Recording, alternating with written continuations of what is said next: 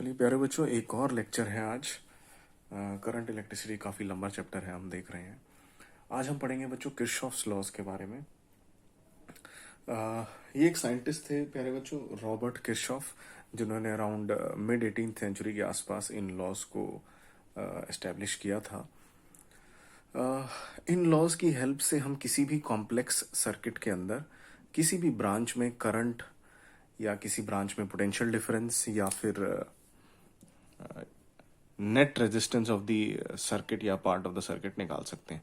तो बच्चों Kirchhoff law, दो लॉज हम पढ़ेंगे। उन दो लॉज में पहला यूज हो गया किसी भी ब्रांच में करंट निकालना, दूसरा यूज हो गया किसी भी ब्रांच में पोटेंशियल डिफरेंस निकालना दो पॉइंट के बीच में, तीसरा हो गया उस टोटल सर्किट का या पार्ट ऑफ द सर्किट का इक्विवेलेंट या फिर नेट रेजिस्टेंस निकालना। तो आइए बच्चों, ये इतनी इंपॉर्टेंट चीजें अगर कुछ लॉज हमें निकाल के दे रहे हैं तो उनको हमें बहुत ध्यान से पढ़ना होगा। आइए बढ़ते हैं किरचॉफ्स लॉज। तो बच्चों सबसे पहले आता है किरचॉफ्स करंट लॉ। इसका दूसरा नाम है किरचॉफ्स जंक्शन रूल या जंक्शन लॉ या फर्स्ट लॉ के नाम से भी जानते हैं। आइए देखते हैं क्या कहता है। ये जो लॉ है ये सिंपली ये बताता है कि अगर आप किसी सर्किट में बैठे हैं, कॉम्प्लेक्स सर्किट में, कॉम्प्लेक्स सर्किट बच्चों जहां पे सीरीज पैरेलल पहचानना मुश्किल हो या आप ना पहचान सके, सीरीज पैरेलल डायरेक्टली ना हो। जैसे एक ये सर्किट हमने ले लिया, ऐसे आ रहा है ना, यहां से और आगे चला गया, यहाँ पे एक सेल लगा हुआ है, एक सेल यहां लगा हुआ है ना। आप इसको कितना भी उल्टा ऊट पटांग बना सकते हैं। तो बच्चों किरचॉफ्स करंट लॉ क्या कहता है, ये जंक्शन रूल, कि किसी भी जंक्शन में, जंक्शन मतलब जहां पे दो से ज्यादा वायर्स मीट कर रही हैं, मोर देन टू वायर्स या कंडक्टर्स अगर कहीं मीट कर रहे हैं तो उसे हम जंक्शन कह देते हैं।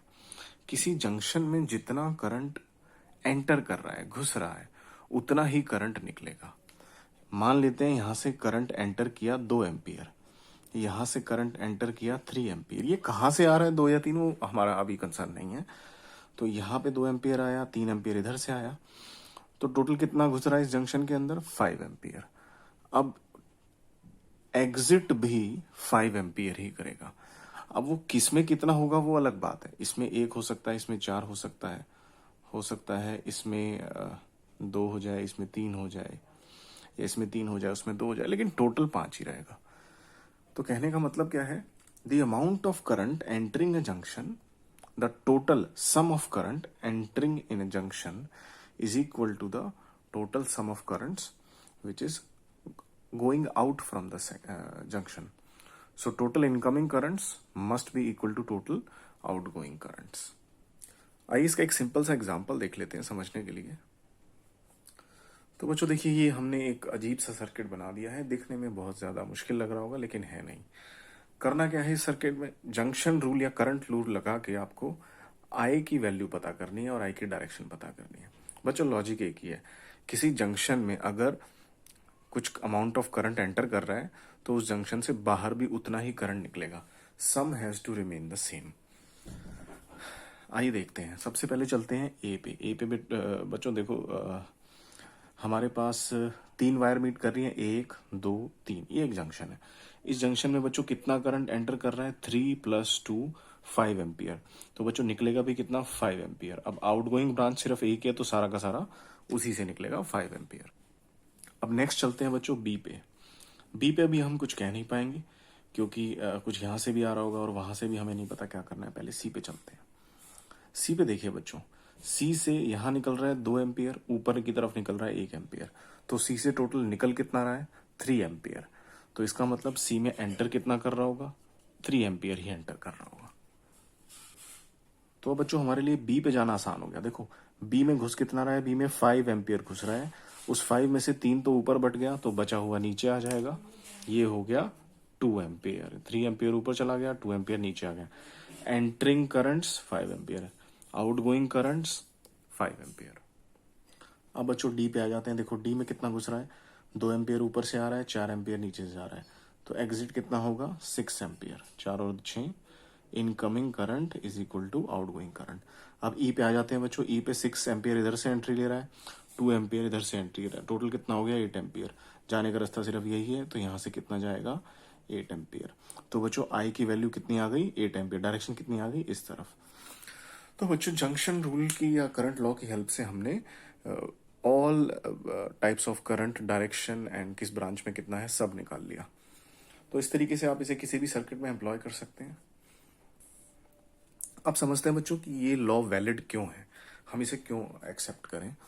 देखिए ये जो लॉ बेस्ड है, this is based on conservation of charge, जो कि हम first chapter electric charges and fields में पढ़ चुके हैं, प्रॉपर्टीज ऑफ अ चार्ज के under. Conservation of charge, total charge किसी आइसोलेटेड सिस्टम में ना डिस्ट्रॉय हो सकता है ना क्रिएट हो सकता है। और करंट क्या है बच्चों, करंट क्या है, charge flowing through a conductor per unit time, है ना, स्टेडी करंट की बात कर रहे हैं। तो मान लीजिए कि अब मैं इस सर्किट को जरा रब कर देता हूं। यहां पर ये इस तरीके से हमने एक छोटा सिंपल सा जंक्शन बना दिया। यहाँ पे कुछ करंट आ रहा है I1, यहाँ पे कुछ करंट आ रहा है I2, तो जाना कितना चाहिए I1 प्लस I2। तो बच्चों हम क्या समझ रहे हैं कि किरचॉफ लॉ ट्रू कैसे है, इसको वेरीफाई कर रहे हैं। बच्चों देखो करंट का मतलब है चार्ज पर यूनिट टाइम। अगर यहाँ पे मान लीजिए 5 एम्पियर का करंट आ रहा है, that means 5 coulomb her second में इस जंक्शन में एंट्री ले रहा है। इसी तरह से I2 में मान लीजिए अगर 10 एम्पियर का करंट आ रहा है, तो मतलब 10 कूलम पर सेकंड, इस डेफिनेशन से चार्ज पर unit time 10 coulomb per second current हमेशा इसके अंदर एंट्री लेता जा रहा है। तो जंक्शन के अंदर जितना चार्ज आ रहा है, जंक्शन ना ही उसको डिस्ट्रॉय कर सकता है, जंक्शन ना ही उसको खा सकता है, पचा लिया डाइजेस्ट कर लिया, ना ही कुछ और कर सकता है। तो जितना उसने एंटर किया है, जितना एक्सेप्ट किया है, उतना ही उसे छोड़ना होगा। तो इसका मतलब 5 और 10, 15 कूलम पर सेकंड बोले तो 15 एम्पियर वो बाहर एग्जिट करवा देगा। बिकॉज जंक्शन पे चार्ज अक्यूमुलेट नहीं हो सकता, स्टोर नहीं हो सकता, डिस्ट्रॉय नहीं हो सकता।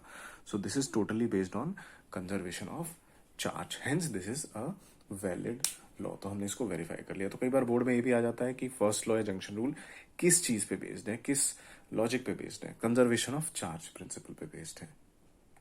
बच्चों आ जाते हैं सेकेंड लॉ पे, जो कि बहुत जबरदस्त है और बहुत काम है इसमें करने को। Second law which is Kirchhoff's voltage law और किरचॉफ्स लूप रूल। आइए देखते हैं क्या है। बच्चों ये लॉ क्या कहता है कि आपने कोई भी कॉम्प्लेक्स सर्किट ले लिया, तो उसके अंदर अगर आप एक लूप में घूम रहे हैं, आप एक लूप में गिनती कर रहे हैं पोटेंशियल ड्रॉप्स की, तो जितने भी पोटेंशियल ड्रॉप्स आए हैं उस लूप के अंदर उनका सम 0 हो जाना चाहिए। फॉर एग्जांपल मान लेते हैं 2 ओम का है, ये भी 2 ओम का है, 3 ओम, 4 ओम, 5 ओम, है ना। रैंडमली कोई करंट डिस्ट्रीब्यूशन ले सकते हो आप। मान लीजिए इस बैटरी से कुछ करंट निकला, इससे कुछ निकला, और फिर फाइनली दोनों मिलके यहाँ आके फिर से बट गए, है ना। जैसे यहाँ 2 एम्पियर निकला, यहाँ 3 एम्पियर निकला। अब इनकी वैल्यूज रैंडमली अज्यूम कर लेते हैं। 10 वोल्ट है ईएमएफ, या इसका 50 वोल्ट है, कुछ भी अज्यूम कर सकते हैं। ये वैलिड वैल्यूज नहीं हो शायद, लेकिन मैं समझाने के लिए आपको बता रहा हूँ। तो अब देखिए यहाँ क्या होगा। लूप रूल कहता है कि आप अपने सर्किट में लूप ढूंढिए सबसे पहले कितनी है।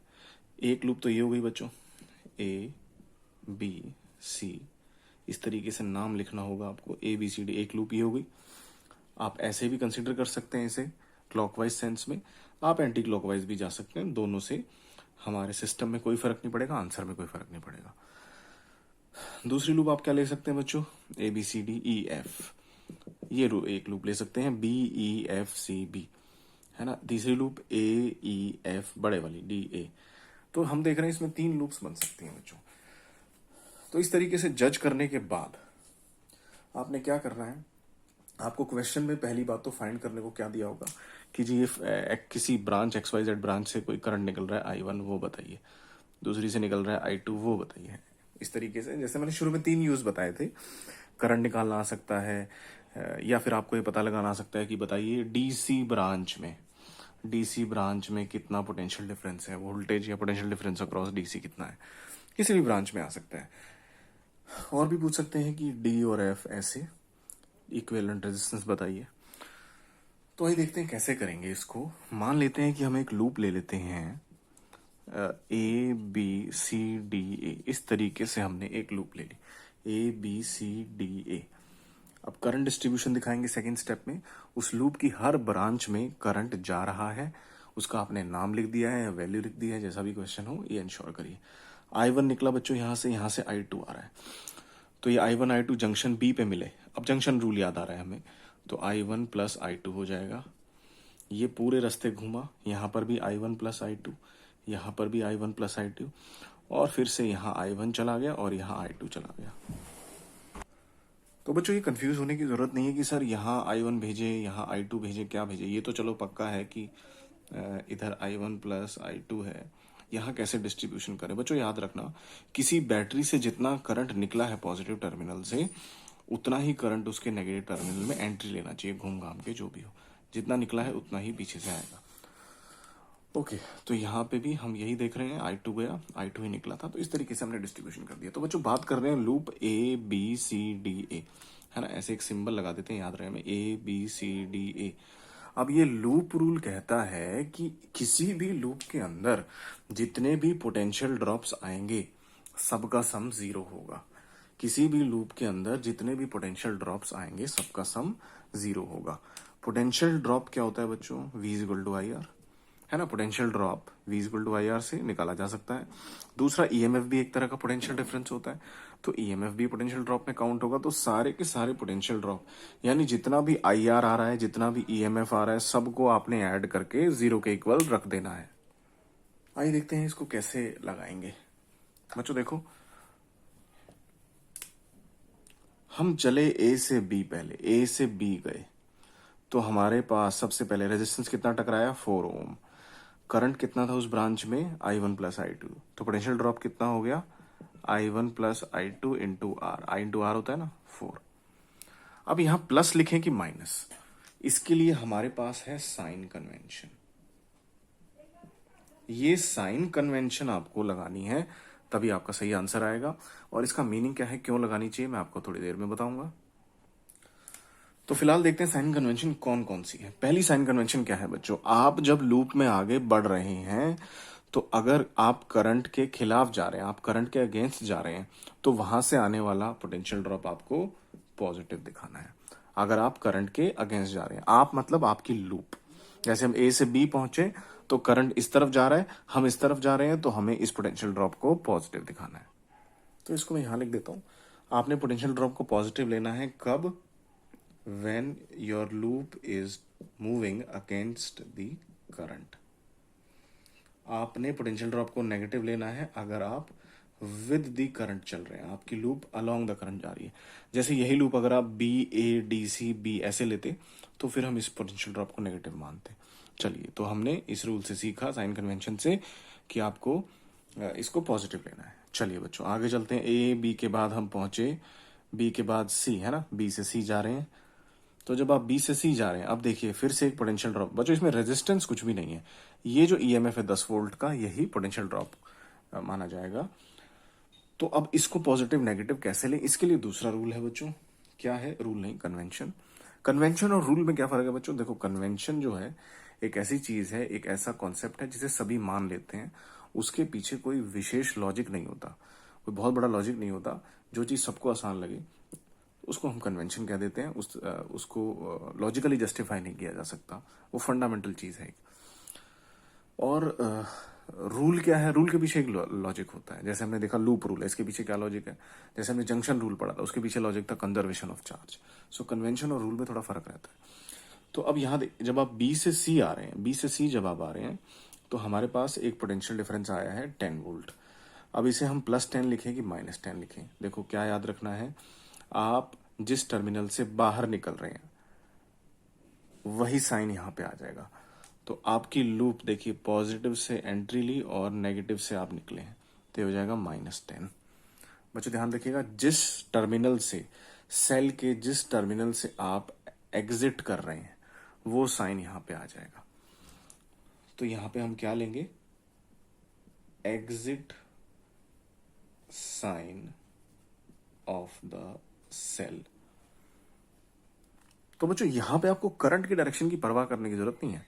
जब भी आप किसी सेल से अपनी लूप को गुजार रहे हैं, आप पास कर रहे हैं, तो सेल का एग्जिट साइन लेना है आपने। एग्जिट कौन सा हो रहा है यहाँ पे, नेगेटिव।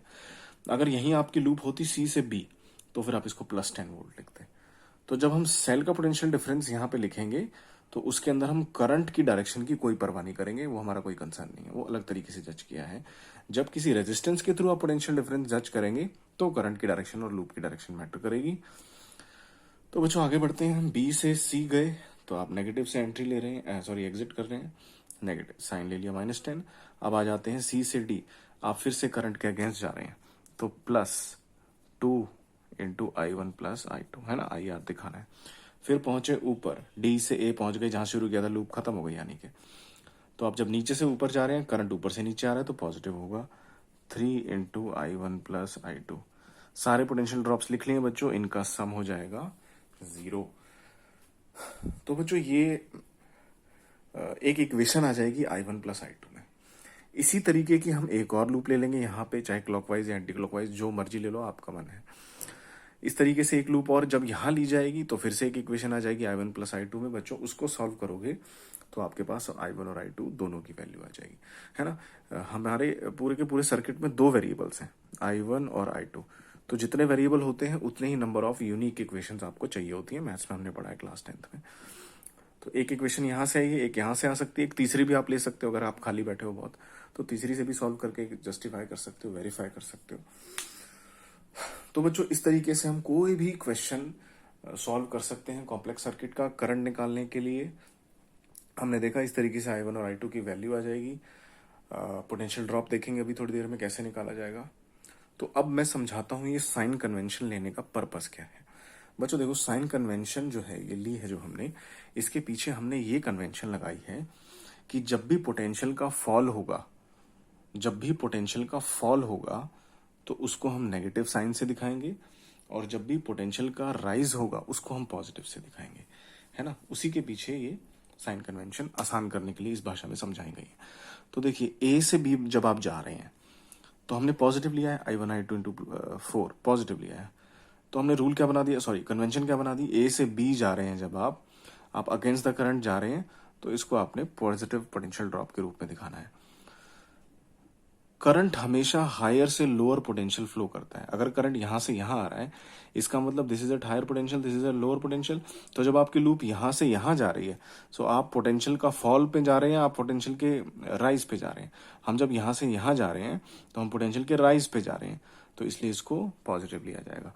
यही लॉजिक यहां पर है। जब आप यहां से यहां आ रहे हैं तो आप फॉल पे जा रहे हैं कि राइज पे जा रहे हैं। आप यहाँ हाई थे, फिर ये लो हो गया, तो आप हाई से लो यानी आप फॉल पे जा रहे हैं। फॉल पे जाने पे हम नेगेटिव लेते हैं। तो उन दोनों साइन कन्वेंशन के पीछे ये कहानी है।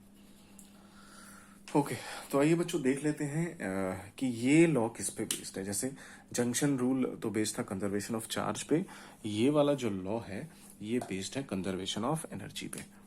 So this is based on conservation of energy.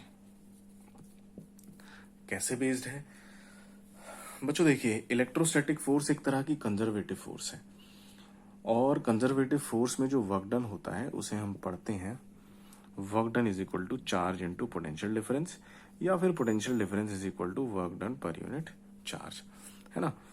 और इलेक्ट्रिक फील्ड वगैरह की टर्म्स में भी हमने पढ़ा था कि डीवी जो है इट इज -E.dr ऐसे कर करके।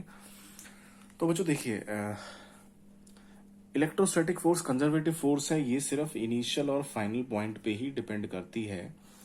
वर्क डन जब आप निकालेंगे इससे, तो जब हम लूप ले रहे हैं तो हम जिस पॉइंट से शुरू कर रहे हैं घूम घाम के उसी पॉइंट पे वापस आ जा रहे हैं, यानी हमारा इनिशियल और फाइनल पॉइंट वही है। तो अगर आपका इनिशियल और फाइनल पॉइंट वही है तो ये पोटेंशियल ड्रॉप तो जीरो हो जाएगा, है ना। इनिशियल यहाँ का मान लीजिए कुछ पोटेंशियल रहा होगा 10 वोल्ट, तो फाइनल पॉइंट भी इसी को है, ये माना है, तो ये 10 वोल्ट हो गया। तो पोटेंशियल डिफरेंस कितना आ गया, जीरो आ गया, यानी पूरे लूप के अंदर वर्क डन कितना करना पड़ा होगा, जीरो।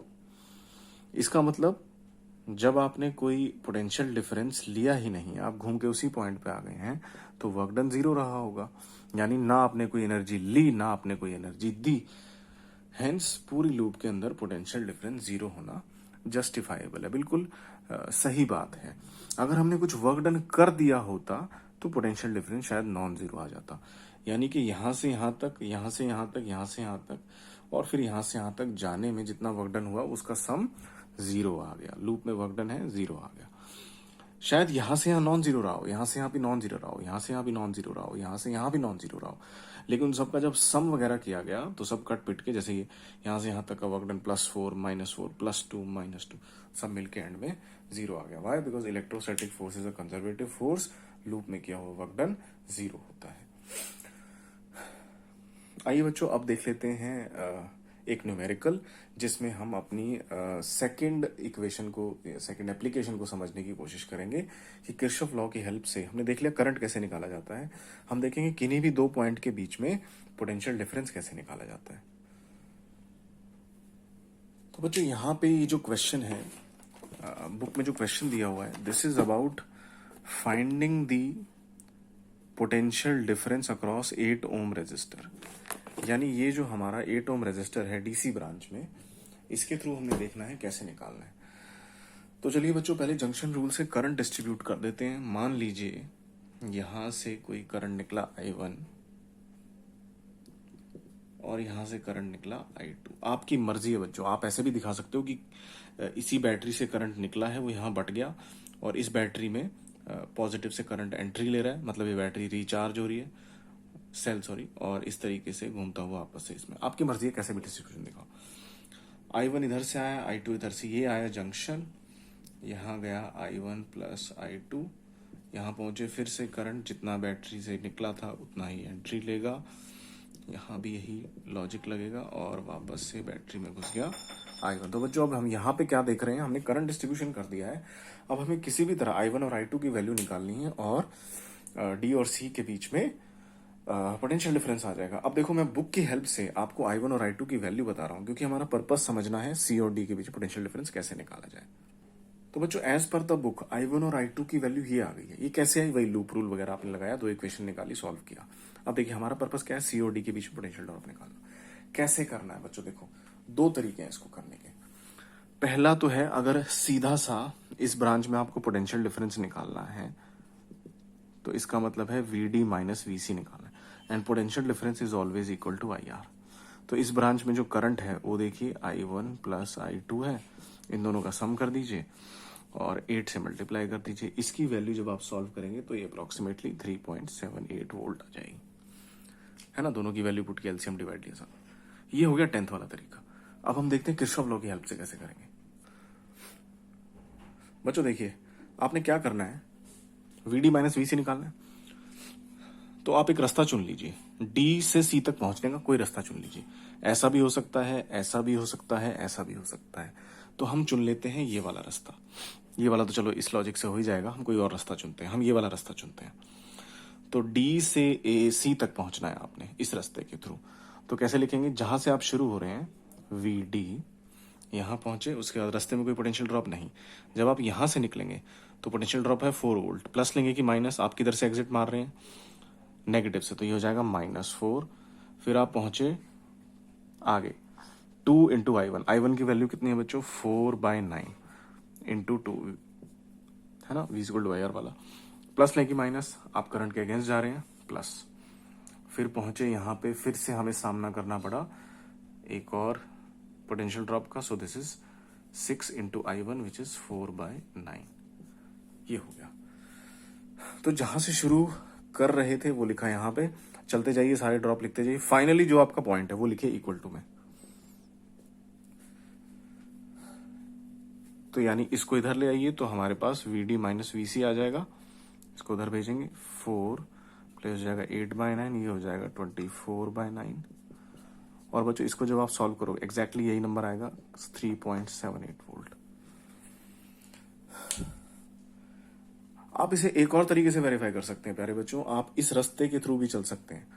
घर पे बैठ के वेरीफाई करिएगा। इस रास्ते जब आप चले VD, फिर इसको 4 × I2 -6 वोल्ट, फिर +1 × I2 is equal to VC। तो इस रास्ते से जब आप चलेंगे तब भी यही आंसर आना चाहिए, घर पे वेरीफाई कर सकते हैं। तो बच्चों इस लेक्चर में हमने सीखा किस तरीके से किरचॉफ लॉज को एम्प्लॉय करके आप नेट करंट या किसी ब्रांच में नेट पोटेंशियल डिफरेंस निकाल सकते हैं। अब आ जाते हैं बच्चों थर्ड एप्लीकेशन पे कि नेट रेजिस्टेंस कैसे निकाला जाए इनडायरेक्टली। तो बच्चों देखिए मैंने एक बिल्कुल सिंपल सा सर्किट ले लिया, मुझे इसका नेट रेजिस्टेंस बताना है बिटवीन ए एंड बी। अब आप कहोगे सर ये तो 10th का ही क्वेश्चन है, तो हम क्या करेंगे, हमने सिंपल सर्किट इसीलिए लिया है बच्चों कि हम वेरीफाई कर सकें कि किरचॉफ लॉ से निकलता है कि नहीं निकलता। तो अब देखो अगर इसे 10th के लॉजिक से देखें तो ये तीनों बच्चों सीरीज में हो गए। आप यहाँ से कोई करंट भेजेंगे ऐसे बढ़ जाएगा इधर, तो इस तीनों में से सेम करंट जाएगा। तो ये हो जाएगा 2 + 1 + 1 4 ओम, वो इसके साथ पैरेलल में होगा 4 + 4, ये कितना हो जाएगा 8 ओम। 4 × 4 16, नहीं सॉरी 2 ओम आ जाएगा। तो आप इसे करके देख सकते हैं। 4 ओम ये हो जाएगा, उसके साथ 4 पैरेलल में है, उनको जब आप सॉल्व करेंगे तो नेट रेजिस्टेंस आ जाएगा बच्चों आर नेट 2 ओम्स। अब हमें देखना है कि किरचॉफ से भी 2 ओम्स आता है कि नहीं। उसके लिए आपको क्या करना है, एक सिंपल सा तरीका है बच्चों, जिसके अक्रॉस, जिस टर्मिनल के अक्रॉस आपको रेजिस्टेंस निकालना है वहां पर एक बैटरी इमेजिन कर लीजिए इस तरीके से। और हमने मान लिया कि बैटरी की वोल्टेज V है। अब हम यहां, तो बच्चों यहाँ पे हम सिंपली अब किरचॉफ्स लॉज लगा देते हैं और कुछ बचा नहीं है इसमें। अब देखिए मैं बच्चों एक लूप ले लेता हूँ, लूप, अच्छा इनको भी नाम देना पड़ेगा XY, है ना। तो मैं लूप ले लेता हूँ XDCY X, जहां से शुरू किए थे वहीं पे खत्म होना चाहिए, XDCY X, ठीक है। अब करंट डिस्ट्रीब्यूट कर देते हैं बच्चों। यहाँ से करंट निकला I, इधर चला गया I1, वहां चला गया I - I1, और यहाँ फिर से पूरी ब्रांच में I - I1 घूमता हुआ यहाँ से फिर से बन गया I। तो आई होप बच्चों ये डिस्ट्रीब्यूशन आपको समझ आ गया होगा। अब ये डिस्ट्रीब्यूशन में हम किरचॉफ वोल्टेज या लूप रूल लगा के I1 और I की वैल्यू निकाल लेते हैं बच्चों, है ना। और फिर हम देखेंगे कैसे करना है।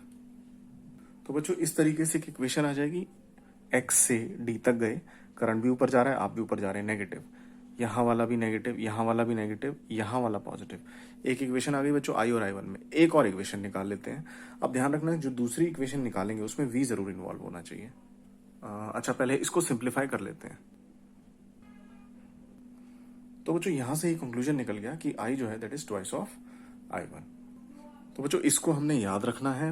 बाकी चीज़ों को मैं रब कर देता हूँ। पहले वाली लूप से जो हमने मेहनत की इतनी सारी, उससे हमारा कुल मिलाकर कंक्लूजन निकला है that I is equal to twice of I1। आइए आगे चलते हैं, एक और लूप लेते हैं।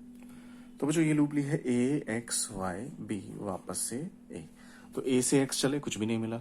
X से यहाँ देखिए जिधर आप जा रहे हैं उधर ही करंट जा रहा है, तो ये हो गया 4 × I1, है ना, V equal to I × R, ठीक है। यहाँ पहुंचे, कुछ नहीं कुछ नहीं कुछ नहीं कुछ नहीं कुछ नहीं, यहाँ पहुंचे, किससे एग्जिट कर रहे हो आप, प्लस से, so plus V is equal to 0। तो यहाँ से हमें V पता लग गया -4I1, कोई दिक्कत नहीं है। अब एक और लूप ले लेते हैं, क्योंकि बच्चों हमारे पास बहुत सारी चीज़ें हैं, बहुत वेरिएबल्स हैं। देखो V भी वेरिएबल है, I भी है, 3 वेरिएबल हैं, तो 3 इक्वेशन चाहिए। तो बच्चों तीसरी लूप जो हमने लेनी है उसमें ध्यान रखना है। देखिए हम मान लेते हैं कि ये जो पूरा सर्किट है इसका रेजिस्टेंस R है, वही हमें फाइंड करना है। हम मान लेते हैं कि इसका रेजिस्टेंस R है, तो हमारा सर्किट कैसा दिखने लगेगा, ये R ऐसा पूरा, और इसके अक्रॉस एक बैटरी लगी है जो हमने इमेजिन की है, which is of V volt, कोई दिक्कत नहीं है। और यहां से करंट कितना निकला है बच्चों I। अब आप अगर ध्यान से देखें बच्चों तो ये भी हमारी एक लूप बन गई। तो इसके हिसाब से हम अगर मान लीजिए यहीं से शुरू कर लेते हैं, तो ये हुआ -IR, हाँ इसको मैं यहाँ खत्म कर देता हूँ, -IR, यहाँ से आए तो पॉजिटिव से एग्जिट ले रहे हो, तो plus of V equal to 0। तो ये आ जाएगा बच्चों V इक्वल टू IR, कोई दिक्कत नहीं, हमें R की वैल्यू फाइंड करनी है। R क्या है बच्चों, ये पूरे तामझाम का जो रेजिस्टेंस था उसको पूरे को मैंने मान लिया R। अब R की वैल्यू निकालना मेरा मकसद है, भाई मेरा नेट रेजिस्टेंस होगा। अब बच्चों देखो यहाँ आ जाते हैं पुराने वाली इक्वेशन पे, -4i1, i1 कितना था बच्चों, i1 इज i का हाफ, तो ये हो गया i/2। कोई दिक्कत, i1 निकालना है यहाँ पे, सब्स्टिट्यूट करना है, i/2 लिखा जा सकता है। अब देखिए इसको और इसको आप कंपेयर कर लो, तो ये क्या हो गया, i into R is equal to -4 into i/2, है ना। ये और ये तो 2 हो गए, i और i कैंसिल, r आ गया जी आपका 2 ohms। ये माइनस साइन किसी अलजेब्राइक मिस्टेक की वजह से हो सकता है, या हो सकता है करंट डिस्ट्रीब्यूशन कुछ और रही हो। सो इस तरीके से आप देख सकते हैं कि हम यहाँ से किरचॉफ लॉ की हेल्प से नेट रेजिस्टेंस भी निकाल सकते हैं। तो हमने क्या किया, ये जो लास्ट स्टेप है ये सबसे इंपॉर्टेंट है। आप जो भी सर्किट में रेजिस्टेंस, टोटल रेजिस्टेंस निकालना चाहते हैं, उसको एक इक्विवेलेंट, एक इमेजिनरी सर्किट मान लें कि उस पूरे का रेजिस्टेंस आर है, जिसमें हमारी battery I amount of current दे रही है। अब पिछली किसी भी इक्वेशन की हेल्प से दोनों को इक्वेट कर दीजिए। जैसे हमने यहाँ इसको v equal to I R को और यहाँ इसको इक्वेट किया है। ये माइनस साइन शायद मेरे ख्याल से नहीं आ रहा होगा, आप जज कर सकते हैं एक बार दोबारा। फाइनली जब इसको सॉल्व करेंगे तो रेजिस्टेंस 2 ओम आया, वहाँ से भी हमारा 2 ओम ही निकला था। ये देखिए बच्चों, ये यहाँ गलती है, जब आप इस लूप में जा रहे हैं, आप भी इधर जा रहे हैं, लूप भी इधर जा रही है, तो ये माइनस साइन आएगा, है ना। तो ये गलती पकड़ी गई, ये हो जाएगा प्लस, और फाइनली दिस इज 2i। तो अब आप इस 2i और इस आई आर को इक्वेट कर सकते हैं, तो आपका प्लस में आंसर आ जाएगा। तो बड़े ध्यान से करना है, इसमें प्लस माइनस के अलजेब्रा की मिस्टेक्स होने के चांसेस हैं। तो बच्चों आज के लिए इतना ही। इस लेक्चर को बार बार बच्चों रिपीट करके पॉज कर करके देखिएगा, एक एक स्टेप पे ध्यान देना है। हमने समझे हैं दोनों लॉज, उनके पीछे लॉजिक क्या है और उनकी 3 एप्लीकेशंस। एक, किसी भी ब्रांच में करंट फाइंड करना। 2, किसी भी ब्रांच के क्रॉस पोटेंशियल डिफरेंस फाइंड करना। तीसरा, किसी भी सर्किट का इक्विवेलेंट रेजिस्टेंस निकालना using an imaginary battery. Alright बच्चों, आज के लिए इतना ही। Bye bye.